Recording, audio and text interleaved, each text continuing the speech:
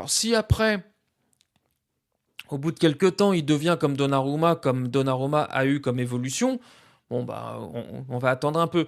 Moi, je porterais vraiment un jugement à Lucas Chevalier. Déjà, je porterais un premier jugement à la trêve hivernale. Et surtout, moi, ce que j'aimerais, c'est le voir avec notre défense et notre équipe type. Parce que Donnarumma, c'est vrai qu'il a sauvé la baraque plus d'une fois l'année dernière, mais il avait quand même en face de lui la meilleure défense d'Europe l'année dernière, avec le meilleur milieu d'Europe l'année dernière.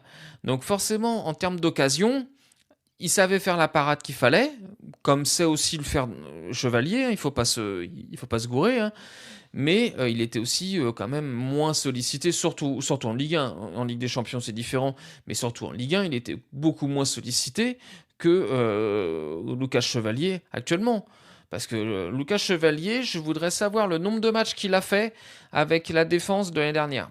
Avec une défense Hakimi, Marquinhos, Pacho, Nuno Mendes, j'aimerais vraiment juste savoir combien de matchs il a fait avec cette défense devant lui.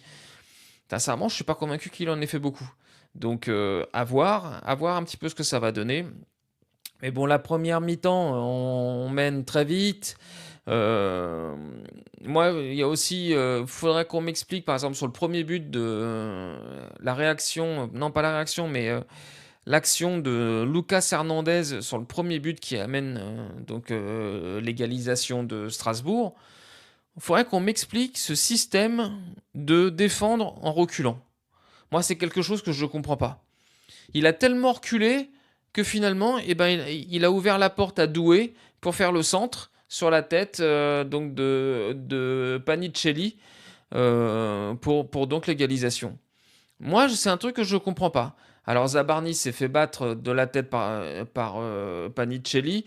Je pense sincèrement que lui, c'est un bon joueur, hein. Ils l'ont très très bien trouvé Strasbourg, hein. Très très intéressant comme joueur, très bon de la tête. Je pense qu'il va être très très compliqué à prendre.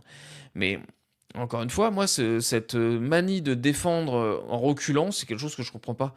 On m'a toujours appris, moi, au football, qu'il fallait couper euh, les directions. C'est-à-dire que si tu vois un joueur qui est sur le point de centrer, il faut se mettre face à la balle. Il faut pas que tu lui laisses, que tu recules et puis que tu lui laisses la possibilité de le faire. Donc bon, voilà. Après, donc ils ont marqué donc 2-1 à la mi-temps.